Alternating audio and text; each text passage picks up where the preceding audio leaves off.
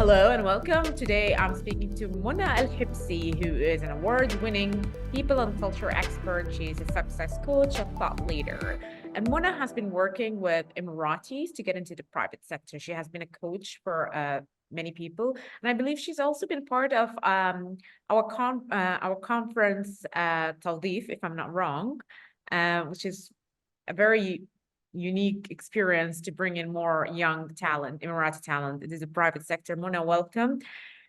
I would like to ask you, what is the, I'm sorry, it's the first question, but what exactly do you think is the main challenge in convincing Emiratis to be part of the private sector? Yeah, sure. First of all, thank you, Omnia, for hosting me. Well, I think Emiratization is a topic that is well talked about nowadays and everywhere, and it's the hot topic, we can say. But then when we talk about Emiratization and attracting Emiratis to the private sector in the UAE, we need to see what are actually the impediment or the obstacle that will that are available right now and that will derive them away. Things like, for example, you asked about challenges. Things about, first of all, the perception, the common perception about working in the private sector. And whatever challenges we are talking about here, it comes most of the time both ends. So whether it's the perception of Emiratis working in the private sector or wanting to work in the private sectors and how they perceive the private sector as a career or as a job, as a place to work, or what it's about employers also, like how they are perceiving Emiratis, and it's both ends. But then I would say in the very beginning, when Emiratization started, this was really an issue. And there was a lot of misconceptions and unconscious bias going on, whether it is from employers' point of view or whether it's from Emiratis about working in the private sector. There is always a comparison between what I will get as an Emirati if I work in the private sector and versus the government or a government institution in terms of benefits, in terms of salary, even in terms of flexibility of working hours. So I think this would be the very first thing, the working hours, the flexibility, and the benefit. But then, how do I look at job security as an Emirati when I work in the private sector? There's a lot of multicultural, scenario there. Like there are a lot of people who come from different cultures. So how would I be taken care of? Will I be developed? Like, people will develop me, will have keen interest in developing me as an Emirati or not. And then people talk and then things go around. So, but with time, fortunately, we started having good, vibe in private sector, especially with the introduction of Nafis. Because then people started having that sense of security that the government is backing up this. And there are a lot of schemes now that Nafis is offering, whether in terms of monetary schemes, salary support schemes, pension schemes, or developmental, like whether I can be invested in as an Emirati, I can attend courses or get a credential that will support my career progress in the private sector. And how is that actually helping? And so you have been mentoring before all these programs, and now what kind of a difference have you witnessed? Well, definitely, it's a big change in perception. It's a big change in how the local community started perceiving private sector. Like in my daily day-to-day job now, my capacity now, I'm actually working directly with Emiratis, job seekers, and Emiratis who work in the private sector. I'm providing career coaching services to them. And I can hear all the comments, all the shift that happened in the mindset, all those fears, all those gaps or challenges that we were talking about. It started cooling down, like started having backups. For example, if Emiratis were worried about salary, the salary gap between government and private sector, then here we go. We have Nafis is offering now the salary scheme program, which will support them based on their qualification or academic education. Well, the pension scheme. So Emiratis will actually get subsidies from government in terms of their pension if they join the private sector. If I'm an Emirati and I don't know what to do, I'm very new to private sector, I have concerns, I don't have the right guidance, then okay, I know that now Nafis provide the career counseling program, and I can book it, I can speak to a career counselor and verify my doubts. So it seems like Nafis have really brought into place a very well thought of program or scheme for Emiratis that address different parts of the whole concern that used to be there before about working in the private sector. Is there something that Nafis could have done more, and you think it's still in a process? Well, definitely, of course. We all know that, for any program of this size, like, because now Nafis is really catering to the whole nation, like for everyone, and it's focusing on achieving the Emiratization agenda that is, given by the government. But then we also know that in the launch of any new project or program, there's always areas for improvement. There's always continuous well thought of improvement that comes into place, based obviously on what's going on the feedback, on the results that were supposed to be achieved or not. But then we are really proud to see that Nafis has been exceeding the targets put in place, but also through the career counseling program, we are receiving so many comments from Emiratis day to day, like, okay, this would have been better, this is what's happening in the sector, this is what's happening. So there are a lot of plans, I would say, that the government is well aware of because of this kind of feedback that reaches us. And there are a lot of things that's coming up these days. One thing in particular, I think that could have been done better, and I think there is a plan to do it, is better integration of, let's say, Emiratis and private sector, or let's say counseling for private sector institution, like we do for Emiratis, because we want all to be at the end of the day on the same page, So now currently, I think there is a plan for something similar coming up, but then I think this is really basic, because then we work with both, like stakeholders, basically. What do you think conferences like Tawdeef does to help the case? And if it actually does, you can say it doesn't. Yeah, well, see, so I think one of the biggest advantages that conferences like Tawdeef does in this job market, in the Emirati job market, is build awareness.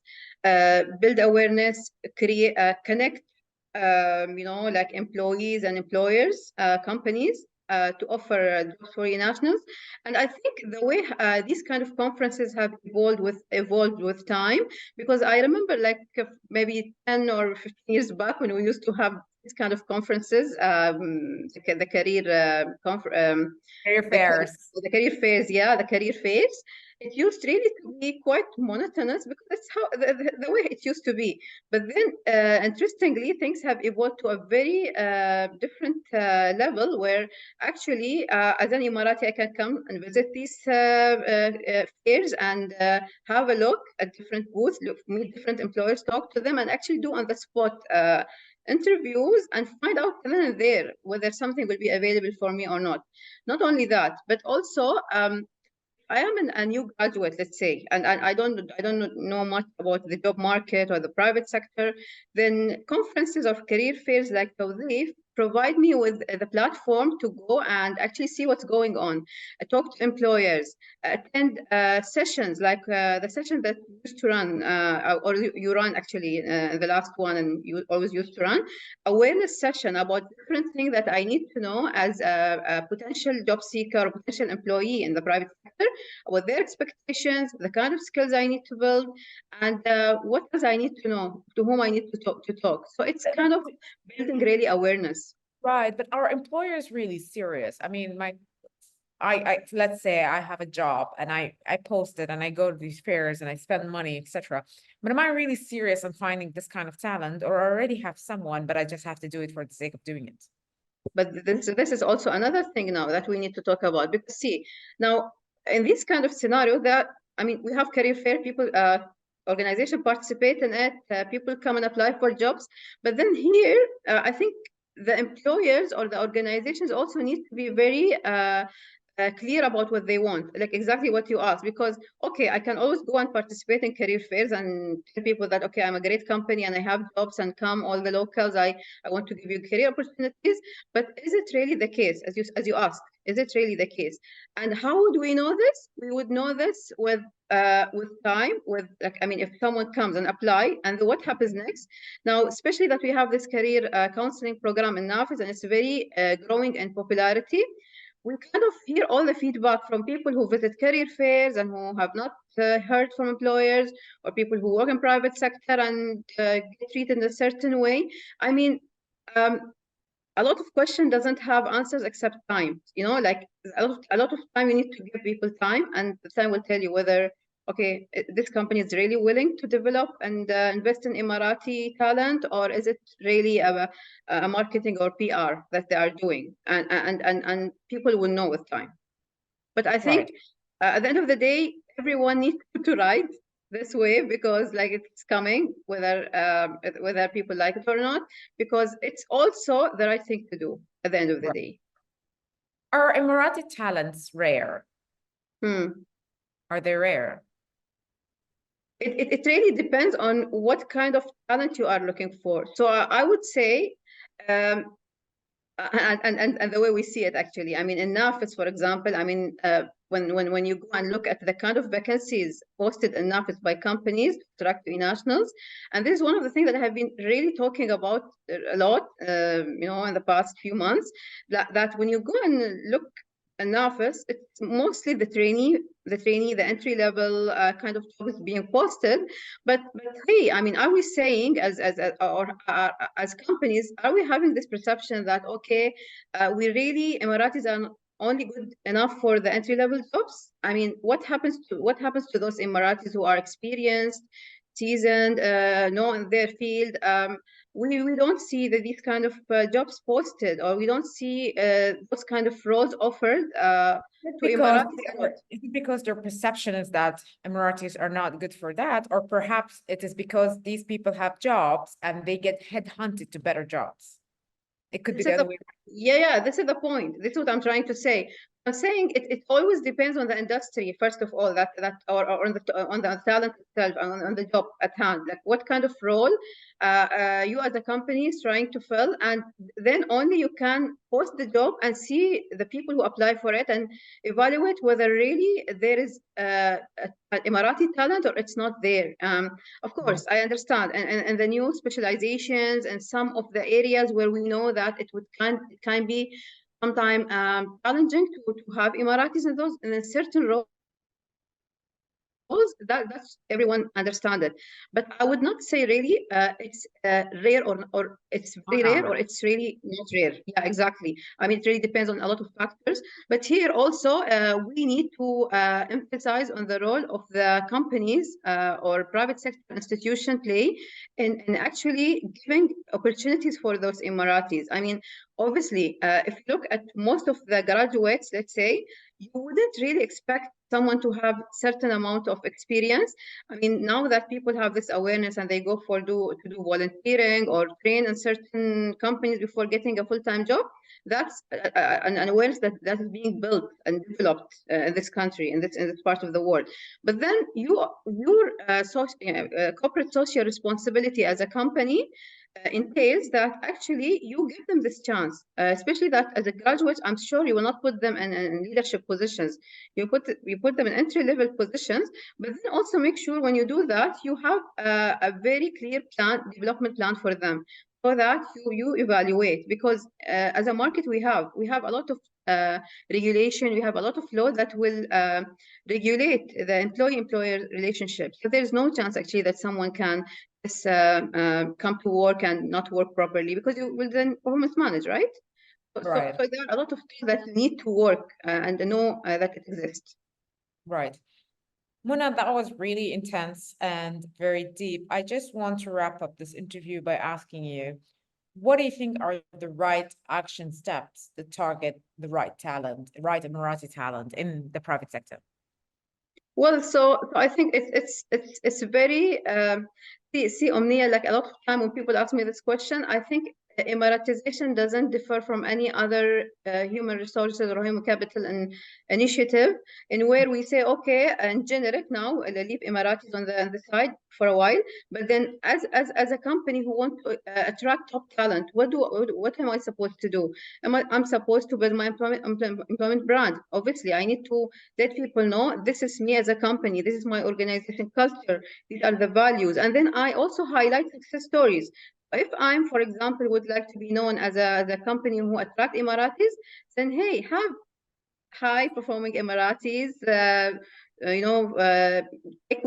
them with you in career exhibitions and road shows, and just talk about them in social media. I mean, this is the very simple thing that companies can do, but I see a very great opportunity there not being tapped into, So Right. besides that, when companies talk about inclusivity or being including, like inclusive, what do they mean by that? It's about having values, including Emiratis in decision making, valuing them, respecting them, and making sure that they are heard. So it's not about only recruiting and then leaving it. No, it's a whole employee life cycle process that Right. starts from the very beginning until the end. Amazing. Thank you, Mona, for your time. This was really useful, and hopefully I'll see you in Tel Aviv. Inshallah. Thank you, Amnia, for having me.